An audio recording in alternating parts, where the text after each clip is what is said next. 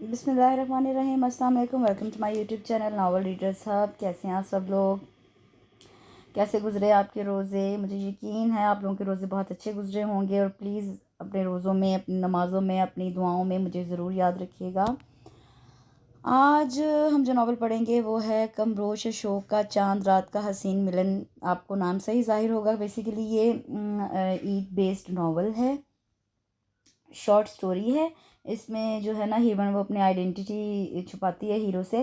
तो चलिए स्टार्ट करते हैं। कमरोश शोक का चांद रात का हसीन मिलन। असद के बच्चे वापस दे दो मेरी बुक, वरना बाबा से शिकायत करूंगी तुम्हारी। भागते हुए असद के पीछे दौड़ती हुई उम्मीद उस पर चीख रही थी, जो कि उसकी लव स्टोरी बुक छीन कर भागा था। लेकिन वो असद रुबानी ही क्या, जो किसी के हाथ आ जाए। इस घर में उसे उम्मीद को तंग करने में सबसे ज़्यादा मज़ा आता था, या यूं कहिए कि एक शेर तो दूसरा सवा शेर। अरे बेटा आराम से, चोट लग जाएगी। साइड से आते अहमद रब्बानी से वो बुरी तरह टकराई थी। बाबा आप, अच्छा हुआ आप आ गए। वो देखिए ना, असद मेरी बुक नहीं दे रहा। मुंह बसोरते हुए शिकायत की। अच्छा ये बात है, अभी खबर लेते हैं हम उस असद की। अहमद रुबानी ने उम्मीद को प्यार भरी नज़रों से देखा और भागते हुए असद को आवाज़ दी, जो कि अहमद रुबानी की आवाज़ पर दौड़ा चला आया। ये क्या बचपना है बेटा, क्यों तंग कर रहे हो उम्मीद को? उन्होंने डांटने के अंदाज में कहा, जबकि लबों पर शरारत पे नहा थी। वापस करो उम्मीद की बुक। अरे बाबा बिल्कुल बावली हो गई है ये, और ऐसी बेवकूफ़ों वाली लव स्टोरी बुक पढ़ पढ़ के तो इसकी छोटी सी अकल और ज़ाइल होती जा रही है। वो हंसते हुए बुक हवा में लहराने लगा। इससे पहले कि वो बुक उचक लेती, लेकिन वो उसके लंबे कद की वजह से मार खा गई। कुछ बनना पड़ा तो उसके मजबूत बाजू पे अपने नाजुक मुक्कों की खूब बारिश की, जिसका असर रब्बानी जैसे बंदे पर कोई असर ना हुआ था, क्योंकि वो इस मार का आदी था। इसलिए मजीद कहके पर कहका छोड़ता चला गया। उम्मीद से जब कुछ बनना पड़ा तो मुंह बसूरती अहमद रब्बानी का हाथ पकड़कर हिला डाला, जो कि ये उसका आखिरी हरबा था। बाबा देखिए ना असद को। अहमद रब्बानी उस वक्त इन दोनों की शरारतों से खूब लुत्फानंदोज हो रहे थे। आखिर में असद को तनबीह कर बैठे, ये लो पकड़ो अपनी stupid love story book. Asad ने सर पे हल्के से बुक मारते हुए कहा, उसके आगे मारते हुए उसके आगे की, जिसे वो झपटने के अंदाज में थाम चुकी थी, और इसी भारी बुक को जोर से उसके शाने पर मार के भागी थी। उसकी हरकत पर अहमद रब्बानी दिल खोलकर मुस्कुरा दी, जबकि वो हंसता हुआ वहां से निकल पड़ा। उम्मीद 5 साल की थी जब रब्बानी वाला लाई गई थी, और उसे लाने वाले अहमद रब्बानी थे। वो उनके बचपन के दोस्त महमूद अली की बेटी थी। रोड एक्सीडेंट में उम्मीद के वालिदैन का इंतकाल हो गया था, तो वो तनहा रह गई थी। लेकिन अहमद रब्बानी ने उसे हालात के सर्दो गर्म थपेड़ों से बचा लिया, इसलिए वो उसे अपने साथ ले आए। अहमद रब्बानी के सिर्फ 2 बेटे थे, रोहेल रब्बानी और असद रब्बानी। अल्लाह ने बेटी की शक्ल में उनकी दुनिया उम्मीद से पुर कर दी थी। घर के सारे ही अफराद उसे पाकर बहुत खुश थे। रोशन अहमद ने उसे बिल्कुल माँ की आगोश की तरह जगा दी। रोहेल उसे बिल्कुल अपनी छोटी और प्यारी बहन समझता था, और अहमद रुबानी तो थे ही उसके दीवाने। रह गया असद, जो कि था तो उससे 5 साल बड़ा, लेकिन दोनों एक दूसरे को तंग करने का कोई मौका हाथ से नहीं जाने देते थे। कभी बनती दोनों में खूब गाड़ी बनती थी, और कभी ना बने तो दोनों अपने अपने महाज पर खड़े होकर एक दूसरे पर खूब धावा खोलते थे। इसलिए उन दोनों का निकाह अहमद रब्बानी ने उम्मीद की उसके घर से कभी ना जुदा होने के लिए बचपन में ही कर डाला था, जिसे दोनों ही लाइल्म थे। अगर उम्मीद को इस घर में इतना प्यारी इतनी चाहत मिली थी, तो कभी उम्मीद ने इस घर के मकीनों को मायूस नहीं किया था। उम्मीद ने बीए के बाद पढ़ाई छोड़ दी थी। इसका कहना था कि वो मम्मा से ज़्यादा दूर नहीं रह सकती। इसलिए अहमद रब्बानी ने उसे प्राइवेट एमए करने का कहा, जिस पर वो राजी होगी। इस बात को लेकर असद ने कितने ही दिन उम्मीद का जी भर के मजाक उड़ाया था, जिस पर वो उससे बदला लेने के लिए कभी उसका नफासत से सजा कमरा उलट देती, कभी उसकी कोई चीज़ छुपा देती, तो कभी मौका गनीमत जानकर उस पर पीछे से वार करती। उम्मीद की इन सब हरकतों पर तो वो कभी कभी तिलमिला जाता, और अपना नुकसान होने पर उसे भी कभी ना बख्शता। असद आजकल सीएसएस के पेपर्स देकर फारिग हुआ था। आर्मी ज्वाइन करना उसका ख्वाब था, जिसको हर हाल में पूरा करना चाहता था। रोज़ाना सुबह को वॉक करना, ठंडी ठंडी फिजाओं से सांसों को महकाना उसका मशगला था। उस वक्त भी वो पेड़ पर चहचहाती चिड़ियों को सुन रहा था, जब ही किसी ने बहुत जोर से उसकी पुश्त पर कोई छोटी मगर कदरे भारी शय मारी थी। ये उसके साथ तकरीबन कोई 1 हफ्ते से शरारत कर रहा था। वो पलट कर इधर उधर देखता, मगर कोई होता तो नजर आता। उसका शक सबसे पहले उम्मीद ही की तरफ गया था। जब इसकी जांच पड़ताल की तो ये उसकी शरारत ना निकली। कल ही उसे उम्मीद से पता चला कि बराबर के बंगले में कुछ नए लोग आए हैं, जिनकी उम्मीद ने हजारों खामियां गिनवा डाली, जिन पर वो उसे हैरत से तकते हुए बोला, लेकिन उम्मीद तुम्हें ये सब कैसे पता चला? अरे मुझे कैसे पता चलेगा, सारे मोहल्ले वाले ही उन लोगों की बुराइयों में लगे हुए हैं। और जानते हो, उम्मीद जासूसी वाले अंदाज में उसके नज़दीक आई, अपना मुंह उसके कान के करीब किया। लेकिन तुम किसी को बताना नहीं। वो दूर हटकर उससे जोर से बोली, नहीं नहीं, मैं किसी को नहीं बताऊंगा। वो जानने के लिए गर्दन को इधर उधर हिलाने लगा। वो एक बार फिर उसके कान के करीब चली आई। मैंने उनकी छत पर सुबह सुबह एक लड़की को देखा था, न जाने वो क्या कर रही थी, लेकिन जब उसकी नज़र मुझ पर पड़ी तो वो झट 5 से 9 दो 11 हो गई। लेकिन उम्मीद वो वहाँ क्या कर रही थी? वो तजस्सुस से बोला, अब मुझे क्या पता? मैं क्या तुम्हें बीबीसी की रिपोर्टर लगती हूँ जो हर हर घर की खबर रखती? फिर उसके टके से जवाब पर असद का मुंह फक होकर रह गया। उम्मीद से अपनी हंसी काबू में रखनी मुश्किल हो रही थी, जिसकी वजह से उसका चेहरा बिल्कुल सुर्ख हो रहा था। और असद बेचारा उसकी शरारत ही ना समझ सका। वो उसके लफ्ज़ लफ्ज़ पर ही मान लिया और सोचे चला गया कि वो हो ना हो ये शरारत भी उस लड़की की है। जबकि उम्मीद उसे सोचता छोड़कर जल्दी से अहमद रब्बानी के कमरे में भागी आई और उन्हें पूरी बात बताकर खूब हंस रही थी और उन्हें हंसा रही थी। आज सुबह भी असद के साथ वही कुछ हुआ। वो रोज़ रोज़ की इस बेहुदा हरकत से तंग आ चुका था। आखिर को उसका इरादा बदला और वो उसके घर जाने के लिए जैसे ही मुड़ा, कोई शय असद की खड़ी नाक पर बुरी तरह लगी थी और शय बिल्कुल सामने से आई थी। असद ने लम्हों में नजरों का जाविया उस जानिब किया। कोई बड़ी फुर्ती से दीवार की ओट में हुआ था। उम्मीद असद को ये सोच कर ही दिल में तारे नजर आ गए। वो एक बड़ी गलती ये कर बैठी थी कि बालकनी में खुलने वाला वॉल ग्लास आज खुला छोड़ दिया था, जिसे वो रोजाना बंद और अंदर से भारी पर्दा बराबर हुए देखा करता था। तो उम्मीद ने मुझे बेवकूफ़ बनाया, यानी कि मुस्तकबिल के कैप्टन असद रब्बानी को नहीं छोड़ूंगा उम्मीद, आज नहीं छोड़ूंगा तुम्हें। वो जितनी जल्दी हो सका वहां पहुंचा था। सामने का मंजर सारे सबूत पेश कर रहा था। जमीन पर बड़ा सा बाउल जो छोटे छोटे कंचों से भरा हुआ था, जो कभी फुल हुआ करता था। पर्पल कॉटन के सूट में खड़ी उम्मीद रेलिंग से बिल्कुल लगकर नीचे किसी को तलाश कर रही थी।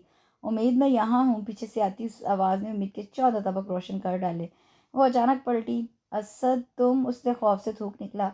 तो तुमने मुझे इतने दिनों तक बेवकूफ़ बनाया और वो कहानी सबसे बड़ी गलती मेरी है। मैं समझ ही ना सका जो लड़की बाहर जाने से कतराती है वो इतनी बड़ी बड़ी खबरें। नो उम्मीद, आज तुम्हारी खैर नहीं। वो इतनी बुरी फंसी थी कि असद का गुस्से से बुरा हाल था। उम्मीद लम्हे भर में खौफजदा हो गई। असद, मेरी बात सुनो। वो आगे बढ़ा था, नजदीक ही था कि उसका गला दबा देता कि उम्मीद की कलम पर वक्त काम लिया। कंचों का पूरा बाउल उसके पैरों के पास उलट दिया। वो जो गुस्से में आगे बढ़ा था उसका ये वार भी बर्दाश्त ना कर सका और धड़म से नीचे गिर गया। उम्मीद की हंसी का फवारा फूट पड़ा और गोलियां उस पर फेंकती हुई जल्दी से दौड़ लगा दी। उम्मीद, आज तुमने मेरे साथ बहुत बुरा किया, आज तुम नहीं बचोगी। असद उसके पीछे दौड़ता आया और वो बाबा बाबा चीखती भाग रही थी। इन दोनों की चीखों पुकार से वो तीनों ही चले आए। क्या बात हो गई है भाई, ये कैसा शोर है? हमारा रब्बानी ने असद को पकड़ा। बाबा, आज आप बिल्कुल इसकी साइड नहीं लेंगे। आज ये हर हाल में मेरे हाथों कत्ल होगी। वो काफी गुस्से में था। उसके अल्फाज सुनकर रोशन अहमद के हाथों पकड़ा चिमटा जमीन पर गिरा। ये क्या और फुल बोल रहे हो असद? रोशन अहमद ने उसको डांटा, जबकि राहिल खड़ा उसके लफ्जों को समझने की कोशिश कर रहा था और उसी स्नाह में उम्मीद को अपने पास बुलाया, जिस पर उम्मीद ने हंसते हंसते सब पर सारी हकीकत आश्कार कर दी।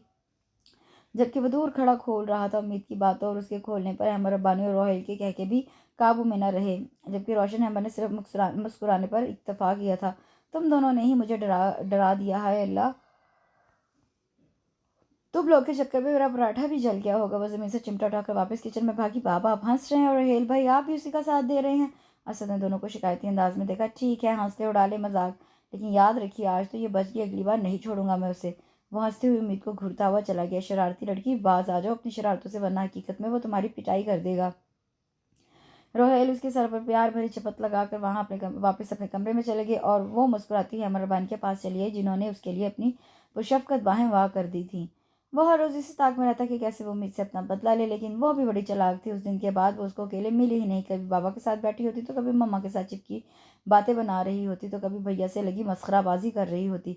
और जब भी असद उसके सामने होता सबसे नज़र बचाकर उसे खूब जबान चढ़ाती, तो कभी उसका मजाक उड़ाती, जिस पर वो सिर्फ उसे घूर कर ही रह जाता। बाबा जानी, उम्मीद बेटा तुम भी हमारे साथ चलती तो ज़्यादा अच्छा होता। अब घर में इस तरह अकेली कैसे रहोगी? आखिरी वक्त चलते चलते हमारे बानी ने फिर से बात दोहराई, जिस पर मुस्कुराती हुई उनके गले का हार बनी।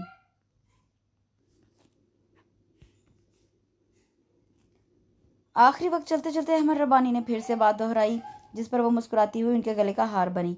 बाबा जानी, आपकी उम्मीद बड़ी बहादुर है, वो किसी से डरती वरती नहीं। आप बिल्कुल सुकून से जाइए और इस बोरिंग पार्टी को एंजॉय कीजिए और जल्दी से लौट आइए। वो मुस्कुराती हुई बोली, जिस पर अहमद रब्बानी धीमे से मुस्कुरा दी और उसके माथे पर बोसे देकर रोशन अहमद के हमरा रवाना हो गए। उम्मीद अंदर जाने के लिए बाहर की तकरीबन सारी सीढ़ियां बुर कर चुकी थी, जब भी ना जाने कहाँ से अलादीन के चिराग की तरह वो बिल्कुल सामने नमूदार हो। उसे देखकर तो उम्मीद की सीटी ही गुम गई। तुम तो चले गए थे ना? वो घबरा कर आराम आराम से पीछे वापस सीढ़ियाँ उतरने लगी। हाँ गया था, मगर पीछे के दरवाजे से वापस आ गया। आखिर को तुमसे बदला भी तो लेना था। ये गोल्डन चांस कैसे मिस कर दूं? वो भी आराम से आगे आता जा रहा था। देखो देखो असद, आज नहीं, नहीं आज ही, एक हफ्ते से जो तुम मेरा खून खुश कर रही थी, मुझे जला रही थी और वो जबान मुझे जबान चढ़ाई जा रही थी, आज तो कुछ भी हो जाए, आज मैं तुम्हें बिल्कुल नहीं बख्शूंगा। आज चाहे तुम किसी को भी बुला लो, घर पर सिर्फ मैं और तुम ही हैं। भैया तो वैसे ही इस्लामाबाद मीटिंग में गए हैं और बाबा मम्मा पार्टी में तुम्हें बचाएगा कौन। उसके चेहरे पर छाई सुर्खी, बदला लेने का जुनून, अंगारा, आंखें जिन्नाती कहका। उम्मीद खौफजदा हो गई थी। इससे पहले के बदले की आग में न जाने वो कौन सा कदम उठाता। वो डर कर जल्दी से उतरने के चक्कर में उल्टे बल बाकी सीढ़ियों से बुरी तरह नीचे गिरती चली गई, जिससे उसका बाजू बुरी तरह जख्मी हुआ। बाजू से खून निकल देखकर असद हरासा हो गया। उसका मसनूई डराने वाला गुस्सा सब पल भर में गायब हुआ था और जल्दी में वो 2-3 सीढ़ियां फलांगता उस तक पहुंचा जो जमीन पर बैठी शायद तकलीफ या शायद उसके अंदाज से बेतहाशा हो रही थी। पागल हो, बिल्कुल गधी लड़की, खड़ी हो। असद ने उसको खड़ा किया और लाउंज में ले आया। अपने कमरे से भागकर फर्स्ट एड बॉक्स उठा लाया। पहले रुई से उसका बहता खून साफ किया, फिर उसके जख्म पर ट्यूब और फिर पट्टी बांधी। मैं तो तुम्हें सिर्फ डरा रहा था और तुम बेवकूफ़ पहले भी थी और हमेशा बेवकूफ़ ही रहोगी। उसने उसके सर पर हल्की सी चपत लगाई। ये बात सच थी कि वो उम्मीद को कभी किसी तकलीफ किसी नुकसान में नहीं देखना चाहता था, चाहे खुद कितना बड़ा ही नुकसान क्यों ना उठा ले। वो बचपन से उसके साथ रहा था। उनकी दोस्ती इतनी गहरी थी कि ना तो असद को कभी दोस्त बनाने की ज़रूरत पड़ी और ना कभी उम्मीद को। वो उसके पास बैठा उससे बातें कर रहा था। पहले वाली बात का उसके चेहरे पर शायबा तक ना था। उसके होंठों पर धीमी सी मुस्कुराहट थी, आंखों में नरमी लिए वो उम्मीद को इस वाक़े को भुलाने के तरद्दुद में उससे बातें कर रहा था, जबकि असद के बरक्स उम्मीद की दिल की हालत ज़ीरो बम हो चुकी थी।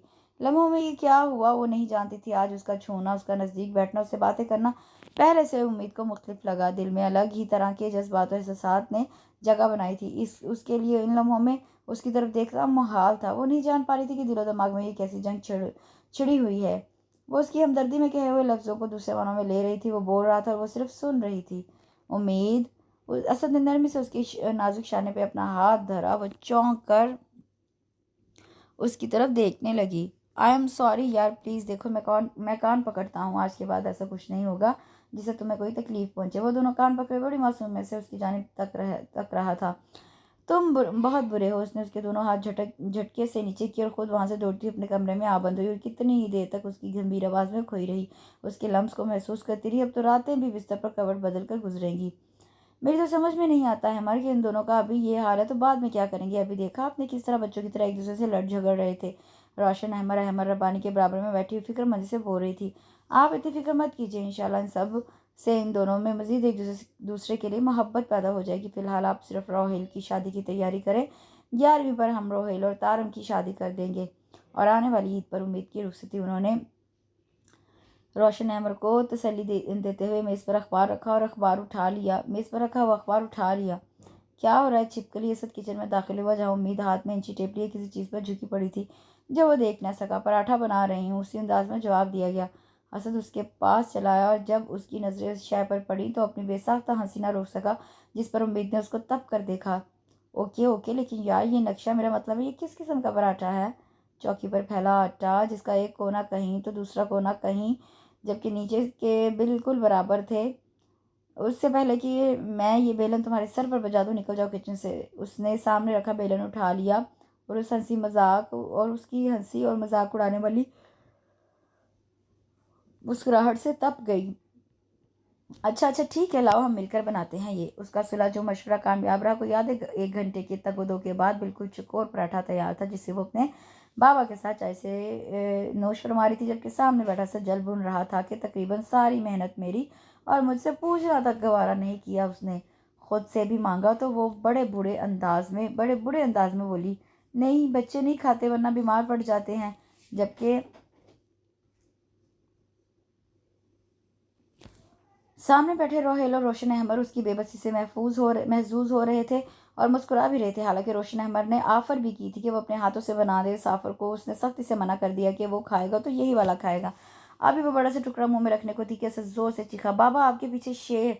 उम्मीद और बाबा ने एक साथ जैसे ही मुंह मोड़ा, असद ने अपना काम कर दिखाया। बाबा। वो मुंह बसूरती हुई अहमद रब्बानी को देखने लगी। अहमद रब्बानी ने सिर्फ मुस्कुराने पर इत्तेफाक किया। जब कुछ ना बन पड़ा तो उसे जबान चढ़ानी शुरू कर दी, जिस पर वो कहका लगाता हुआ उठ खड़ा हुआ।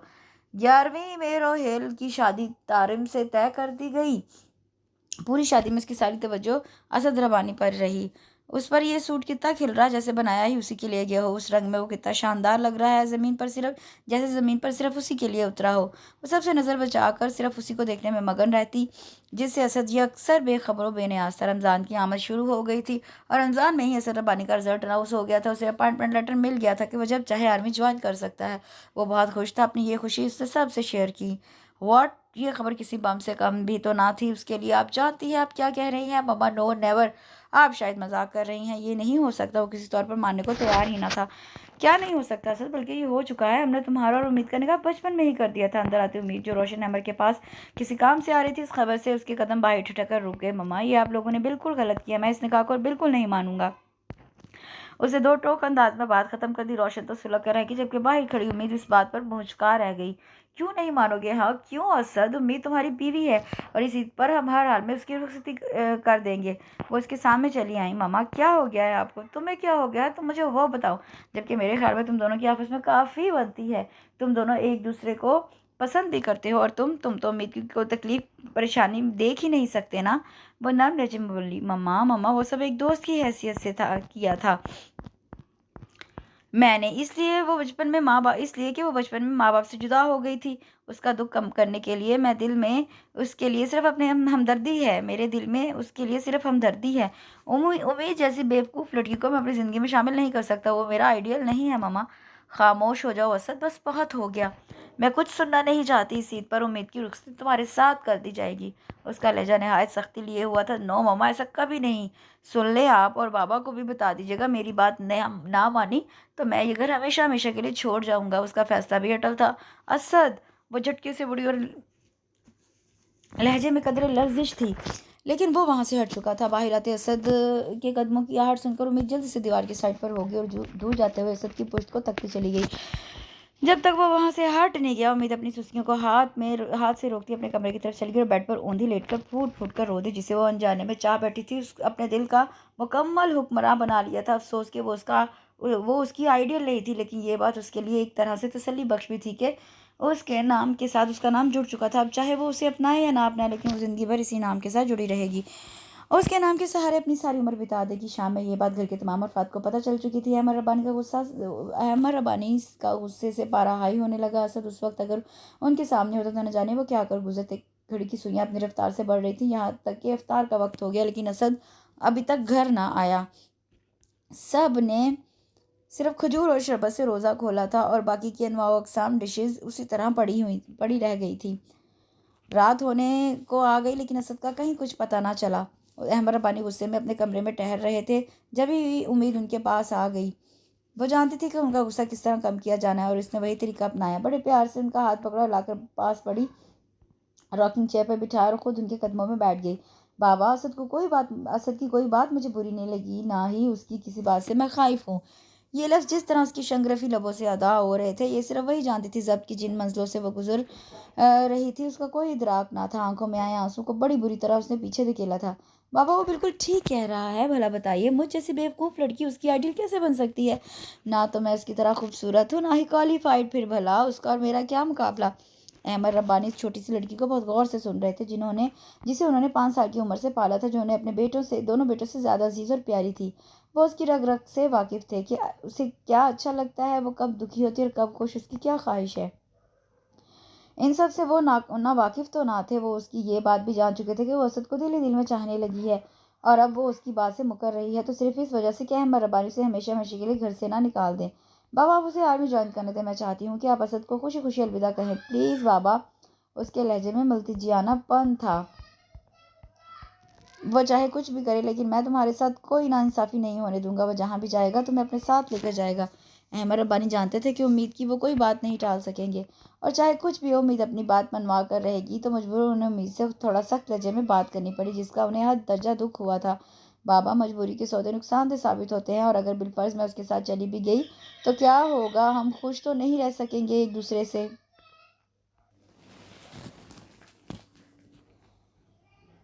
उसके पास हर बात का जवाब मौजूद था। जैसे वो अपने आप को मुकम्मल तैयार करके आई हो, और फिर वही हुआ। वो पीछे से उनके गले में अपने दोनों हाथों का हार बनाकर अपनी मनवा कर उठी। रमज़ान गुजर गई, ईद भी ऐसे ही गुजर गई, लेकिन असद का कुछ पता ना चला कि आखिर वो कहाँ चला गया। रोहिल रब्बानी ने उसके पूरे कमरे की तलाशी ली तो पता चला कि उसका ना तो पासपोर्ट है, ना ही कुछ ज़रूरी एशिया, यानी वो उसी दिन घर छोड़कर जा चुका था। उसका जिम्मेदार उम्मीद अपने आप को समझती थी। उसका दिल बहुत गमगीन और उदास हो गया, हरदम खोई खोई सी रहने लगी। उसकी इस हालत पर अहमद रब्बानी का दिल खून के आंसू रोता। वो चाहे सबसे हंस हंस कर बात करती, मगर अपने आप उनकी नज़रों से नहीं छुपा सकती थी। वो शाम को वॉक करने बाहर निकली ताकि कुछ वक्त अपने आप को बहला सके। अपने ही ध्यान में वो सड़क पर उतर आई जब एक बाइक वाले के बहुत बचाने के बावजूद वो उसे बचा ना पाया और वो थोड़ी दूर जा गिरी। ये मंजर दूर से आती व्हाइट कार में बैठे अहमद रब्बानी से छुपा ना रह सका। वो जल्द अज जल्द उस तक पहुंचे और उसे फौरन अस्पताल लाया गया। माथे और हाथ पैर पर काफ़ी चोटें आई थी। उसकी हालत देखते ही अहमद रब्बानी चकराने लगे। उन्हें ऐसा लगा शायद उनका दिल बंद हो जाएगा, दिमाग की रगें फट जाएंगी। जब ही उनके दोस्त डॉक्टर अरशद गिलानी ने उन्हें संभाला। एक बहुत ही इमरजेंसी केस आया था। लड़की पूरी तरह जल गई थी, जिसकी शिनाख्त करना बहुत मुश्किल अमल था। उसे देखकर अहमद रब्बानी ने एक झुरझुरी ली। वो लावारिस थी या शायद वारिस उसके भाग गए थे। जो भी था, वो लड़की अपनी ज़िंदगी ना बचा पाई। अहमद रब्बानी के दिलो दिमाग में बड़ी फुर्ती से एक आइडिया आया था जो तकलीफ दे तो था, लेकिन शायद आगे के लिए सूदमंद होता। उन्होंने काफ़ी देर तक डॉक्टर अरशद गिलानी से इस बारे में बात की थी। रब्बानी हाउस में एक कोहराम मच गया था। सामने रखी उम्मीद की लाश देखकर रोशन अहमद पर सख्ता तारी हो गया। एक साइड पर अहमद रब्बानी रोहेल अफसरदा खड़े थे। रोहेल रब्बानी के खुद के आंसू न थम रहे थे। सामने बेटी ये लड़की उसे बिल्कुल अपनी छोटी बहन की तरह अजीज थी, लेकिन जबकि तारिम रोहेल रोशन अहमद का सख्ता तोड़ने में किसी हद तक कामयाब हो गई थी। बचाओ बचाओ। सड़क पर खड़ी महक को सामने से बहुत दूर से आती फौजी जीप नजर आई, जिसको वो हाथ के इशारे से रोकने की कोशिश कर रही थी। कैप्टन असद रब्बानी ने बीच सड़क पर हरासा सी खड़ी लड़की को देखकर अपनी जीप उसके करीब रोक दी और वो जल्दी से उतरकर उस तक आए। अभी वो बोलते ही कि महक जल्दी से बोल उठी। वो बहुत रो रही थी। प्लीज़ आप मेरी कज़न को बचा लीजिए, वो गिर रही है। ओके लेकिन आपकी कज़न है कहाँ? वो इधर उधर निगाह दौड़ाने लगा तो मैं जल्दी से उसका बाजू पकड़े मतलूबा जगह पर ले आई, जहाँ रोड के उस साइड कोई हिफाजती बंद ना बांधा गया था। कोई लड़की ऊपर आने की कोशिश करी थी। कभी वो नीचे खाई को देखती तो कभी अपने हाथों को जो शायद फिसलने के लिए कुछ ही लम्हे लेते। कैप्टन असद रब्बानी बड़ी फुर्ती से उसका हाथ पकड़ा और एक झटके से उसकी उस नाजुक सी लड़की को ऊपर घसीटा। वो खौफजदा होकर बगैर उस शख्स को देखे उसकी कुशादों का भी सीने से जा लगी। वो रो रही थी, ये जाने बगैर के सामने जो शख्स खड़ा है उसकी आंखों में कितने सवालात थे, कितनी हैरानगी थी। उम्मीद, ये नाम सुनकर सीने से लड़की लगी उस लड़की को झटका लगा और वो उसकी गिरफ्त से निकलती पीछे हो गई थी। इस दौरान महक उस तक आ चुकी थी। वो महक को देखती हुई जल्दी से उसका हाथ थाम कर चलने लगी। अरे एक मिनट उजाला, पहले अपने मौसम का शुक्रिया तो अदा कर लो। वो उसे अपना हाथ छुड़ाती अपने आंसू साफ करती कैप्टन असद रब्बानी के पास आई। आपका बहुत बहुत शुक्रिया सर, जो अगर आप वक्त पर मदद ना करते तो। Excuse me. वो इसकी बात काटता हुआ पुश्त मोड़े उस लड़की के पास चला आया। उम्मीद, तुम कहाँ चली गई थी? देखो तुम्हारा दिल दुखाकर मैं भी सुकून से नहीं रहा। हर पल तुम्हें सोचता रहता था। उम्मीद, चलो घर चले। वो उसका जज्बात में हाथ पकड़े बोल रहा था, जबकि उसके बारे उस लड़की की आंखों में किसी किस्म की कोई रमक ना थी। बस वो उसे सवालिया नजरों से तकती चली जा रही थी। देखिए, आपको कोई गलत फहमी हुई है। मैं उम्मीद नहीं, उजाला सहगल हूँ। झूठ बोल रही हो तुम उम्मीद हो, मेरी उम्मीद। उसका लहजा कुछ तेज हो गया था। छोड़िए मेरा हाथ। उसने एक झटके से अपनी कलाई उसकी मजबूत गिरफ्त से छुड़ाई और उसे 2 कदम पीछे हटी। वो बगैर उसकी तरफ देखे जाने के लिए मुड़ी थी कि बड़ी सरत से उसने उसे अपनी जानिब खींचा था। वो लहराकर सीधा उसके कुशादा सीने का हिस्सा बनी। देखो उम्मीद, मैं जानता हूँ कि मुझसे गलती हुई है, लेकिन मैं इसका इजाला उसका तदारुक कर दूंगा। तुम प्लीज़ मेरे साथ घर चलो। देखिए, आपको कोई गलतफहमी हुई है। मैं उम्मीद नहीं हूँ। वो उसकी गिरफ्त से निकलने के लिए भरपूर कोशिश कर रही थी। आंखों के साथ साथ उसका लहजा भी भीगा हुआ था। गलतफहमी? मुझे कोई गलतफहमी नहीं हुई, बल्कि तुम झूठ बोल रही हो। वही आंखें, वही होंठ, वही चेहरा। नहीं उम्मीद, मैं धोखा नहीं खा सकता। वो उसकी झूठी दलील की नफी कर रहा था। वो उसके आगे खुद को मुकम्मल बेबसों महसूस कर रही थी। उसकी बेबसी महसूस करते हुए मैं जल्दी से वहाँ आई। वो जो सब अपनी आंखों से देख रही थी, कानों से सुन रही थी, उसकी भी खुद समझ में नहीं आ रहा था कि आखिर ये सब क्या है।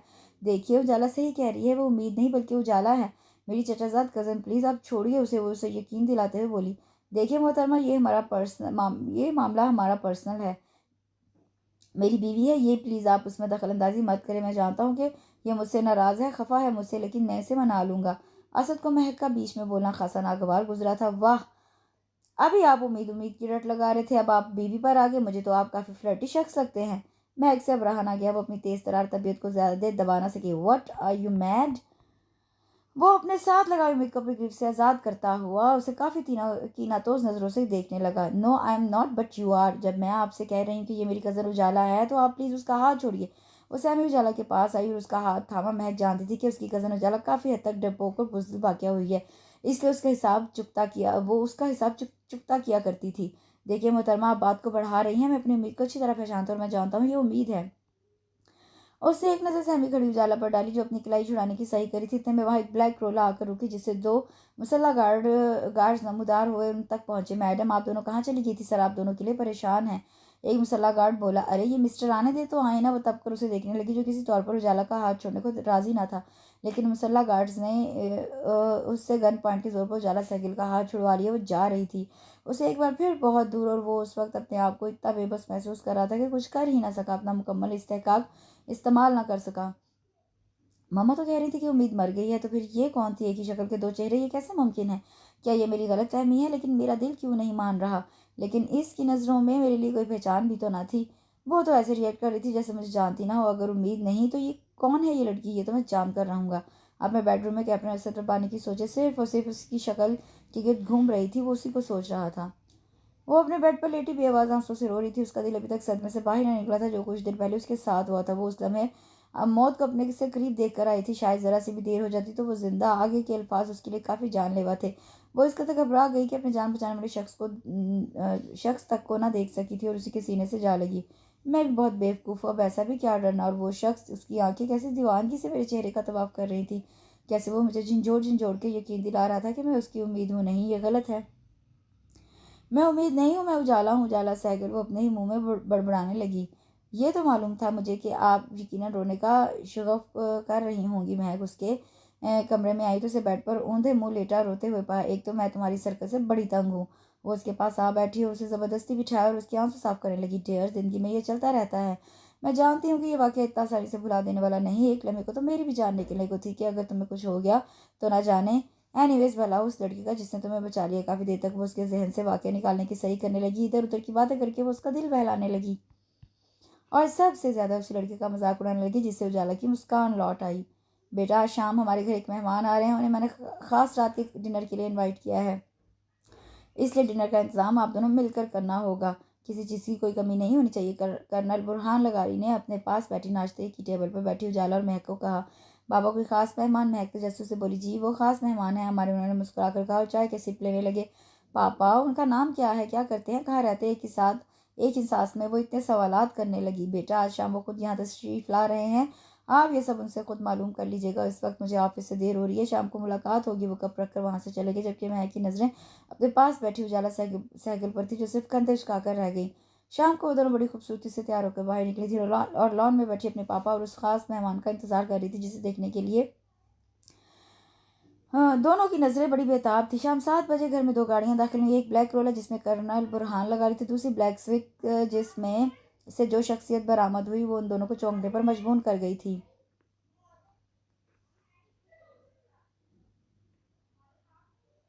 कैप्टन असद रबानी का ट्रांसफर खारी से इस्लामाबाद में हुआ था। वो कर्नल बुरहान लगारी के बातहत काम कर रहा था। कर्नल बुरहान लगारी को उसकी शख्सियत बहुत पसंद आई थी। चंद दिनों में ही उसके काम करने का अंदाज कर्नल बुरहान के दिल को पसंद आया, और चंद ही लम्हों में वो दोनों बहुत अच्छे फ्रेंड्स भी बन गए थे, और उन्होंने उसको अपने साथ घर पर डिनर पर इन्वाइट किया था। अपनी तबीयत के बिना पर महक ने भी असद से बहुत जल्दी दोस्ती कर ली थी, जबकि उजाला कम गो तबीयत की वजह से उससे सिर्फ सलामदौरी कर सकी और वहां से हटकर किचन में चली गई ताकि डिनर को भरपूर तैयार कर सके। उजाला, तुझे मालूम है असद की उम्मीद बिल्कुल तेरे जैसी है। एक पल को तो मुझे यकीन नहीं आया, लेकिन वो वाकई हूबहू बिल्कुल तेरी हमशक्ल है। मैंने तस्वीर देखी है जो उनके वॉलेट में थी। रात को दोनों बेड पर एक साथ लेटी जब भी महक ने उजाला से कहा, जबकि उसके बरक्स उजाला का रिएक्शन बिल्कुल मुख्तलिफ था। उसके चेहरे पर किसी किस्म का कोई तासुर न था। अच्छा, लेकिन मुझे यकीन नहीं है, वो यकीनन कोई बहुत बड़ा फ्लर्टी है, और वैसे भी वो बंदा मुझे बिल्कुल पसंद नहीं आया। वो करवट लेकर बोलने लगी,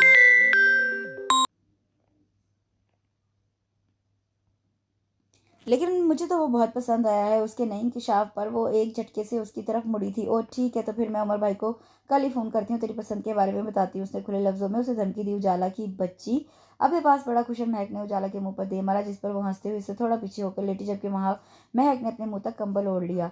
अभी कल ही की तो बात थी। वो और महक किचन में घुसी चौकोर पराठा बनाने की कोशिश कर रही थी, जो कि बन के ना दे रहा था। ना जाने कब असद वहाँ दाखिल हुआ और उन दोनों की कारस्तानी देखने लगा। महक की नज़र अचानक उस पर पड़ी। अरे असद, आप, अच्छा हुआ आप आ गई। उजाला की बच्ची एक घंटे से मुझे अपने साथ ज़बरदस्ती घसीटे पराठा बनवा रही है, और मोहतरमा फरमा रही हैं कि पराठा चौकोर ही होना चाहिए। उजाला की नज़र जब उसकी जानिब उठी तो वो सटपटा के रह गई, और उसी जद में हाथ में पकड़ा बेलन उसके हाथ से छूटकर उसके कदमों में था। असद ने एक भरपूर नज़र निगाह डालने के बाद इस बेलन को उठा लिया, और वो दोनों तक चला आया। अरे इसमें क्या मुश्किल है? ये तो मेरे और उम्मीद के बाएं हाथ का खेल है। उसकी नज़रें हनूज उजाला के घबराए हुए चेहरे पर टिकी हुई थी, लेकिन अब वहाँ घबराहट की जगह सख्ती थी। महक ने जान छुड़ाने वाले अंदाज में असद को उजाला के आगे कर दिया, जिस पर महक की सरकत ने उजाला को सरतापा सुलगा दिया। चेहरे पर बिखरे गुस्से के रंग असद की निगाहों से पोशीदा न थे। क्या ख्याल है, पकाएं मिलकर? वो बहुत आहिस्ता से बोला था, आंखों में शरारत लिए वो इसे पूछ रहा था, जिस पर उजाला उन दोनों को घूरती हुई वहां से पैर पटकती हुई निकल गई और पीछे उन दोनों के जानदार कहकों ने मजीद जल्दी पर तेल का काम किया था। वो हर रोज शाम को यही पाया जाने लगा था, जिससे कोई बेजार हो ना हो, मगर उजाला जरूर जिद हो गई थी, जिसका उसने महक से बरमला इजहार भी किया था। लेकिन वो मगर वो महक ही क्या जो उसकी बेतुकी बात पर कान धरे। उस वक्त भी वो महक से काफ़ी हंस हंस कर बातें कर रहा था, जो दूर बैठी उजाला को काफ़ी हद तक जहर से भी ज़्यादा जहर लग रहा था, मगर वो मजबूर थी, कुछ कह नहीं सकती थी। इतने में शरफू वहाँ 3 कप कॉफ़ी ले आया। अरे आप भी लेफ्ट हैंड है? इत्तेफाक से मेरी उम्मीद भी लेफ्ट हैंड थी। वो काफ़ी पी रही थी जब ही असद उसे टोक बैठा। वो उसकी इस आदत से बहुत ज़्यादा चिढ़ती थी कि उसकी किसी न किसी आदत में वो उम्मीद की किसी आदत को ज़रूर मिला देता था, जिससे वो ऊपर से नीचे तक सुलग कर रह जाती थी। जब भी वो उसके सामने बहुत कम आती थी और महक थी कि ज़बरदस्ती उसको भी अपने साथ घसीटती। मेरे ख्याल में इस दुनिया में सिर्फ आपकी ही उम्मीद अनोखी नहीं हो सकती जो लेफ्ट हैंड हो। वो हुंकारा भरकर वहां से हट गई, जबकि एक दिलचस्प मुस्कुराहट असद के होठों पर रेंग गई। कप पर नजर की जो टेबल पर पटक कर गई थी। आई एम सॉरी असद, उजाला को आपके साथ ऐसा नहीं करना चाहिए था। महक ने उसकी खफत मिटाने की गर्ज से कहा। अरे नहीं महक, कोई बात नहीं, मैं उनकी किसी बात का बुरा नहीं मानता। वो उससे बड़ी नरमी से कह रहा था। आज महक की मंगनी थी, जिसमें कैप्टन असद रब्बानी खास तौर पर खास मेहमान थे। उन्होंने महक को बिल्कुल अपनी छोटी बहन माना था और महक ने भी भाई की तरह इज्जत दी थी। सामने आती उजाला, जिसने हाफ स्लीव की शर्ट और पिंक नेट का शरारा जेबतन कर रखा था, हम रख ज्वेलरी, बालों को पूरा खोल रखा था। वो आसमान से उतरी कोई हूर लग रही थी, जो जमीन पर भटकती हुई यहाँ आ निकली थी। वो उसे बड़ी दिलचस्पी भरी नजरों से देख रहा था। उसकी नज़रों की तपिश से उजाला घबरा गई। वो महसूस करती थी कि जब भी वो इसके सामने जाती तो उसकी नज़रों में अपने लिए एक अलग ही चमक देती। उसकी रोशन आंखें उस पर पड़ती तो ऐसा लगता जैसे कुछ खोज रही हूँ। उजाला पूरी पार्टी में उसकी बेताबाना नज़रों से छुपती फिर रही थी। असद की ज़ेरिक निगाहों से उसकी ये अदा छुपी न रह सकी। ये आप मुझसे इतना कितराती क्यों हैं? मैं आपको एक अगवा तो नहीं करके ले जाऊंगा? आखिर असद से रहा ना गया तो अकेली खड़ी उजाला के पास चला आया। वो वहां से हटना चाहती थी, लेकिन सामने वो अपना पहाड़ जैसा वजूद देख खड़ा था, और वो इतनी बदलेहाज नहीं थी कि घर आए मेहमान से बदतमीजी करती। नीची नज़र किए होंठ काटती वो नाजुक सी लड़की आज अपनी तमाम खूबसूरती समेत उसके जब्त का इम्तिहान ले रही थी। कितने ही लम्हे बीत गए थे यकटुक उसको देखने में। अचानक उसकी नज़र उसके दूधिया बाजू पर टिकी थी, जहाँ बाजूबंद के साथ साथ ग्लिटर मेहंदी के उसके बाजू पे बहुत जच रही थी। वो बहुत गौर से उसकी जानिब देख रहा था, जब भी बड़ी मुश्किलों से उजाला ने अपनी सहमी सहमी नज़रें ऊपर की थी। उसकी नज़रों के जाविये पर उजाला कुछ समझते हुए बड़ी तेज़ी से वहां से जाने के लिए आगे बढ़ी थी। अचानक उसकी नाजुक कलाई उसके मजबूत हाथ की गिरफ्त में आ गई। उम्मीद तुम मान क्यों नहीं जाती? बहुत धीमी सी इल्तिजा थी उसके लफ्जों में। बेकरारी पिन्हा थी। लम्हा भर में उजाला चकरा के रह गई। वो उसकी दीवानगी, उसकी नज़रों की ताब ना ला सकी। वो किसी कमज़ोर लम्हे का हिस्सा नहीं बनना चाहती थी, इससे बड़ी फुर्ती से उसकी ढीली गिरफ्त से अपनी कलाई छुड़ाई और अंदर भागती चली आई। उसके जाने के बाद कैप्टन असद रबानी होश की दुनिया में वापस लौट आया और फिर हारे हुए कदमों से अपने रास्ते पर चल पड़ा। शाम के 7 बज रहे थे जब शरफू ने कैप्टन असद रबानी के आने की इतला दी। आज वो घर में अकेली थी। अंकल अपने किसी दोस्त की अयादत को गए थे और मैं कुछ देर पहले उमर भाई के साथ घूमने गई थी। उसने चलने की ऑफर की थी, मगर उससे साफ इनकार कर दिया कि कबाब में हड्डी बिल्कुल सूट नहीं करती, और अब घर में अकेली रहकर पछता रही थी। वो कैप्टन असद रबानी से वो आज घर आ गया था। कैप्टन अरशद रब्बानी का सामना करने से कतरा रही थी। मंगनी वाले रोज के बाद से वो आज घर आया था। वो शर्फू को मना करना चाहती थी, लेकिन वो मोहतरम शायद कुछ ज्यादा ही बेसब्र थे। पीछे पीछे चले आए। रात होने को थी और मौसम भी आज काफी हद तक खराब था। भाई बारिश आज अपने उरूज पर थी और ऐसे में वो तन्हा बिल्कुल अकेली उस पर असद की आमद। उजाला की तो रूह खुश्क होने लगी। उजाला बीबी, मेरी बीवी अस्पताल में है जी, मैं इससे मिलकर अभी 1 घंटे में आ जाऊंगा, शरफू मुअद्दब अंदाज में कहने लगा। इससे पहले वो मना करती असद बोल पड़ा। ठीक है तुम जाओ, मैं यहाँ हूँ। उजाला का खौफजदा चेहरा जर्द पड़ गया। शरफू उसकी यहाँ पर फौरन मंजिल से गायब हो गया और असद उसके बिल्कुल सामने सोफे पर आ बैठा। आपके यहाँ मेहमानों की खातिर तवाज़ो नहीं की जाती? वो घबराई हुई हाथों की उंगलियों को एक दूसरे से मरोड़ती गर्दन झुकाए उजाला को गौर तक रहा था। जी। वो यकदम सटपटा कर खड़ी हो गई, जिस पर असद का एक भरपूर कहकहा उस खामोश कमरे में गूंज उठा। अरे आप तो बहुत ज्यादा घबरा गई हैं, मैं तो मजाक कर रहा था। वो भी अपनी जगह से उठ खड़ा हुआ। उजाला के खड़े खड़े पाँव कांप रहे थे। नाजुक सा बदन हौले हौले लग रहा था। चेहरा नहायत सफ़ेद पड़ गया था। सद उसकी एक एक कैफियत नोट कर रहा था। उसे लगा अगर उससे ज़रा भी उससे कुछ कहा या उसके नज़दीक जाकर उसे हाथ लगाया तो वो बेहोश हो जाएगी या नाजुक सी कांच की गुड़िया की तरह किरची किरची हो जाएगी। इस माहौल में बिजली ने अचानक ही दगा दे दिया। उजाला की तो जान पर बनाई। वो अंधेरे से बहुत डरती थी, कजर थोड़ा सा ही क्यों ना हो जाए। Are you okay? असद ने उससे थोड़े से फासले से पूछा, फिर अपनी जेब से लाइटर जलाकर रोशनी की। असद से मध्यम सी रोशनी में भी उसके चेहरे की जर्दी, उसके जिस्म का हौले हौले लरजना, उसके होंठों की कपकपाहट, आंखों में खौफ कोई भी कैफियत उसे छुपी नहीं थी। उससे पहले कि उसको कुछ हो जाए, वो लम्हा ज़ाया किए बगैर उन तक पहुंच गया। वो अंधेरा, मुझे डर लगता है अंधेरे से, इस लहजे में साफ कपाहट थी। मैं जानता हूँ तुम डरती हो अंधेरे से। असद ने उसके दोनों शाने बड़े प्यार से थाम लिए। वो उसके नहायत नज़दीक था, जिसका उजाला को बहुत देर बाद एहसास हुआ। उसकी गर्म गर्म सांसें उजाला के गालों को अंगारे की मानिंद दहका गईं। ठीक है, डर अपनी जगह, लेकिन ये शख्स नहीं। मैं कोई अपनी कमजोरी इसके हाथ में नहीं दूंगी। वो एक झटके से उससे पीछे हुई थी। दिलो दिमाग में अजीब सा भौचाल आ गया था। आंखें लामानी अंदाज में उसके चेहरे पर गड़कर रह गई थी। वो उससे 2 कदम पीछे हुई थी कि पीछे रखे हुए सोफे से टकराकर उस पर गिर पड़ी। इसी चक्कर में लाइट भी आ गई थी। कमरे में चारों तरफ रोशनी बिखर गई थी, जिससे थोड़ी देर के लिए उजाले की आंखें चिंधिया गई। उसे जोर से अपनी आंखों को मीच लिया। कमरे में अपने अलावा असद की मौजूदगी का एहसास होते उसने जोर से अपनी आंखों को खोला तो सामने उसको अपनी जानिब यकटुक तकते पाया था। वो घबराकर वहां से उस मंजर से हट जाना चाहती थी। उसका यही इरादा असद शायद भाग गया था जब भी उस तक आया और अपने दोनों हाथ सोफे की बैक साइड पर टिकाकर उस पर झुका था। उसके जाने के तमाम रास्ते मफकूद कर दिए थे। असद ने अपना चेहरा उसके कान के नहायत नज़दीक किया था। वो अपनी जगह से यकीन छिलने से महरूम थी। मैं जानता हूँ इस बात का, मुझे सद यकीन भी है कि तुम उम्मीद हो, सिर्फ मेरी उम्मीद। लेकिन याद रखना इस बात का, जिस वक्त भी प्रूफ हो गया, मैं तुम्हें यहाँ से ले जाने में एक लम्हा भी नहीं लगाऊंगा। उसकी धीमी धीमी सरगोशी ने उजाला के पूरे बदन में सनसनाहट सी पैदा कर दी। फिर वो वहां रुका नहीं था। लंबे लंबे डग भरता वो कमरे से निकलता चला गया। उजाला में तो इतनी हिम्मत ना हो सकी कि वो एक नज़र उठाकर उसे देख लेती।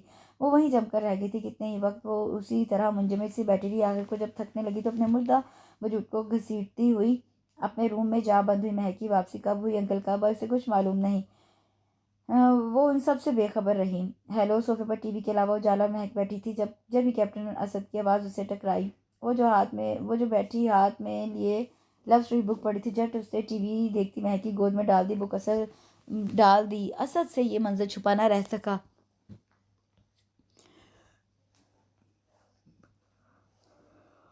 महक इसकी हरकत पर कभी किताब को तो कभी उजाला को देखती। जब ही असद उसके पास आन बैठा, एक तो उसकी गैर मतवक्का आम दोपहर से उसकी मुनाबिक उदास लबों पर रेंगती गहरी मुस्कुराहट उजाला सरतापा सुलग कर रह गई और महक से टीवी रिमोट लेकर चैनल पर चैनल बदलने लगी। वॉल्यूम उसने कुछ तेज कर दिया ताकि ध्यान असद और महक की बातों पर ना जाए। कब तक कतराओगी मुझसे? बस कुछ ही दिनों की बात है। खुद से ही अक्सर अनजान बनी उम्मीद को देखता वो दिल ही दिल में मुखातिब हुआ। और सुनाइए, कैसे हैं आप असद भाई? सब खैरियत है ना? महक बड़ी खुश उसलूबी से मुस्कुराती हुई बोली। बातों के दौरान वो उजाला को कई बार टोक चुकी थी कि आवाज़ स्लो करो, लेकिन उस वक्त उजाला बहुत जिद्दी बनी हुई थी। इन दोनों से ही अक्सर लाताल्लुक बातों ही के दरमियान ये जुमला अचानक उजाला के कान में पड़ा था। बाबा की तबीयत कुछ नासाज है, जिस पर उसने टीवी का वॉल्यूम कम कर दिया था और अपना सारा ध्यान असद की बातों पर लगा दिया था। खैरियत क्या हुआ आपके बाबा को? महक ने बड़ी नरमी से पूछा। इसका जवाब सुनने के लिए उजाला ने वॉल्यूम कुछ और स्लो कर दिया। वो भी अंदर से बेचैन हो गई थी कि पापा की तबीयत ख़राब है। उसका बस चलता तो वो उड़कर उनके पास पहुंच जाती, लेकिन मजबूर थी। और ये मजबूरी भी उसके जान से अजीज़ बड़े बाबा ने ही थमाई थी। असल में उन्हें कुछ ज़ुकाम है और मुझे भी याद कर रहे हैं, इसलिए मैं आज की फ़्लाइट से कराची जा रहा हूँ। बुरहान सर से तो ऑफिस में मुलाकात होगी, सोचा अपनी छोटी बहन से भी मिलता चलूँ। ओके, इंशाल्लाह बहुत जल्द फिर मुलाकात होगी। वो खड़ा हो गया। ओके मोहतरमा। उजाला सहगल अब उसका रुख उसकी तरफ था, जो ना चाहते हुए भी अनजान बनने की भरपूर कोशिश कर रही थी। उसकी बात पर उजाला ने बड़ी मुश्किलों से नज़रें उठाई थी, फिर फ़ौरन नीचे भी कर लीं। मैं जानता हूँ तुम बाबा का जिक्र सुनकर अंदर से काफ़ी परेशान हो गई हो। तुम्हारे चेहरे के कोई एक्सप्रेशन कैप्टन असद रब्बानी से छुपे नहीं रह सकते। वो उसे गहरी नज़रों से देखता चला गया। उजाला की बच्ची की क्या हरकत थी? असद के जाने के बाद महक ने उजाला की क्लास ली। जानती हैं आप असद भाई, स्टूपिड लव स्टोरीज बुक्स के बारे में बहुत पहले मुझसे पूछ चुके हैं। महक ने बुक उठाकर मेज़ पर पटकी। पूछ चुकी हैं? मगर क्या? यही कि उजाला को लव स्टोरीज बुक्स पसंद है। व्हाट? और तुमने क्या कहा? चौंकते हुए इस्तफसार करने लगी। मुझे क्या कहना था? जाहिर सी बात है हाँ कह दिया। महक बेवकूफ़ हो पूरी। उसने साइड पर धरा कुशन उसके सर पर दे मारा और फिलहाल वो उस बात को इग्नोर करती हुई रबानी हाउस नंबर डायल करने के लिए भागी ताकि बाबा की खैरियत दरियाफ्त कर सके। शाबान गुजर गया था, रमज़ान का चांद नज़र आ गया था और 29 रोज़े रह गए थे, लेकिन असद अभी तक वापस नहीं आया था। आज चांद रात थी और कल ईद थी। महक तो अपनी मंगेतर के साथ खूब शॉपिंग कर रही थी, जबकि उसे कोई क्रेज़ ना था। इसलिए वो घर में कल की ईद की तैयारी कर रही थी। तकरीबन उसने रात 8 बजे तक तमाम काम कर लिया था किचन में। सेवइयाँ, दही बड़े, शामी कबाब, चाट वगैरह सब तकरीबन सब कुछ बना लिया।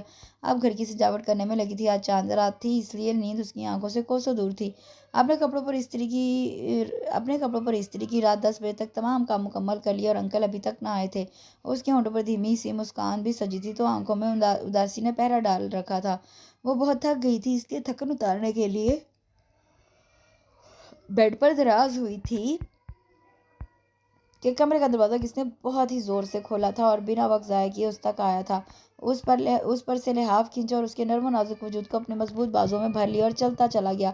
उजाला इस अचानक अफ़ताब पर घबरा कर रह गई। असद, ये क्या बदतमीज़ी उतारी है मुझे? मैं कहती हूँ रुक जाइए। वो चीख रही थी, लेकिन आज वो उसकी एक नहीं सुन रहा था। चेहरे पर सख्ती, लब भिंचे, नज़रें सामने किए वो चलता चला गया। उस पर उजाला की चीख, उसके घूंसों का कोई असर ना हो रहा था, यहाँ तक कि मेन गेट से बाहर आ गया। असद के बच्चे, छोड़ो मुझे वरना बाबा से शिकायत करूंगी तुम्हारी। बिल्कुल रवानी में ये जुमला बोल गई थी, जिस पर इतना हुआ कि बीचे हुए लबों पर हल्की सी मुस्कुराहट दर आई। जब तक उसको अपनी गाड़ी की फ्रंट सीट पर बिठा चुका था। ओके कर देना, आंखों में आंखें डालकर कहा। उजाला अंदर तक कट कर रह गई और नाजुक से लबों को दांतों में दबा लिया। वो ड्राइविंग सीट पर बैठा बड़ी खामोशी से ड्राइविंग कर रहा था। यहाँ के रास्ता तमाम हुआ और गाड़ी एक शानदार बंगले में एंटर हुई। वो उसे जबरदस्ती साथ ही उसका हाथ पकड़े अपने रूम में ले आए। कमरे की हालत देखकर उसके 14 तबक रोशन हो गए थे। कमरे में मरकजी बल्ब की रोशनी ने हर शय वाज़ेह कर दी थी। दीवार से लगा जहाजी साइज बेड, जिस पर गुलाब की पत्तियां ही पत्तियां बिखरी हुई थी, पूरे बेड को एक दुल्हन की तरह सजाया गया था। मोती और गुलाब की लड़ियां, उनकी खुशबू के साथ साथ परफ्यूम की तेज खुशबू ने उसका दिमाग चकरा कर रख दिया था। और सामने खड़ा सच, जो उसका हाथ बड़ी नरमी से पकड़े उसे बड़ी प्यार भरी नजरों से तक रहा था।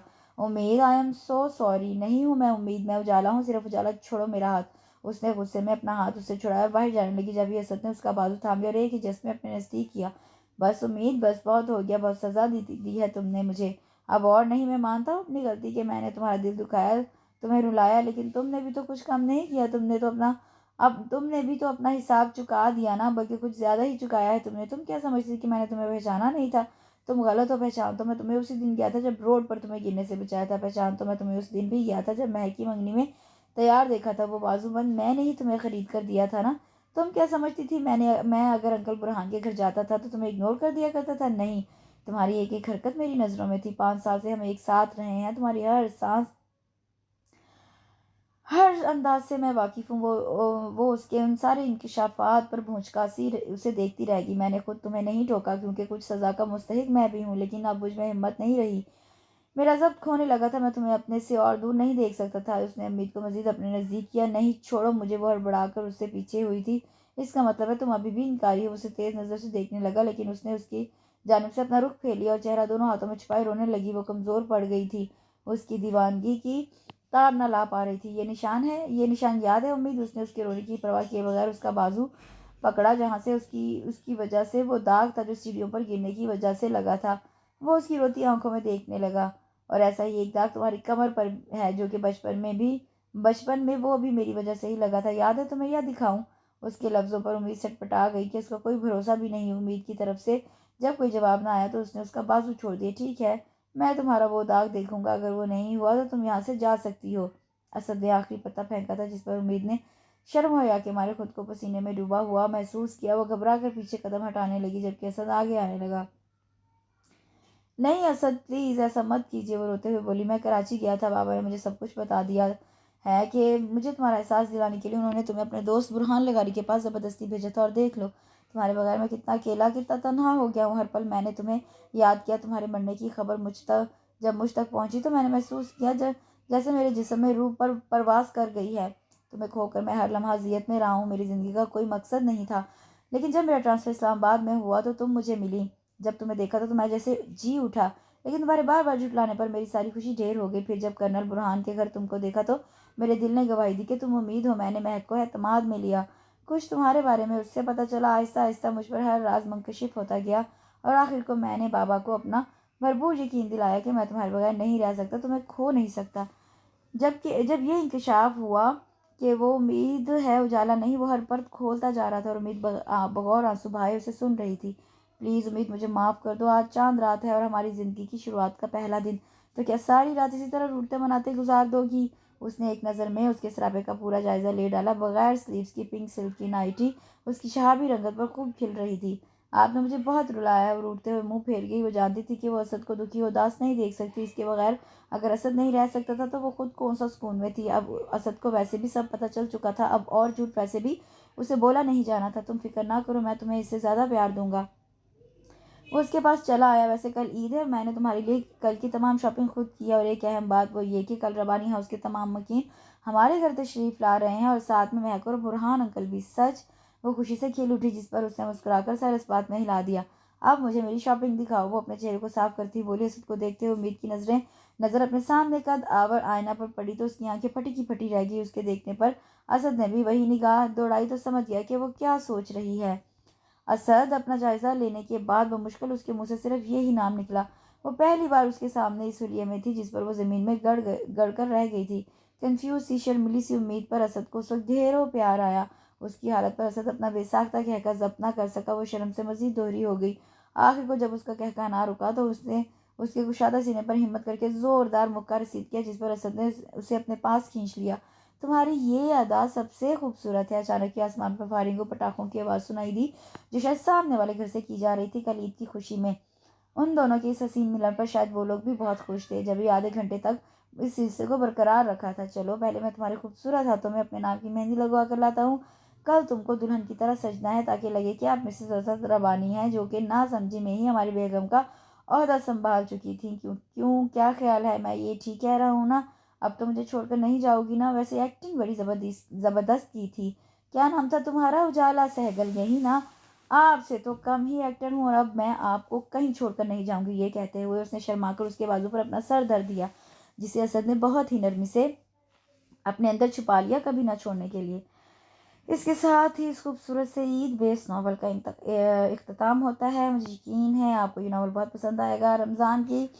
रमज़ान में मेरे लिए भी जिस तरह अपने लिए दुआओं का एहतमाम करते हैं, मुझे भी अपनी दुआओं में ज़रूर शामिल कीजिएगा। अल्लाह आप सबका हामी नासिर हो। इंशाल्लाह कल एक नए नावल के साथ हाजिर होंगी। अपना ख्याल रखिएगा, मुझे दुआ में याद रखिएगा। अल्लाह हाफिज़।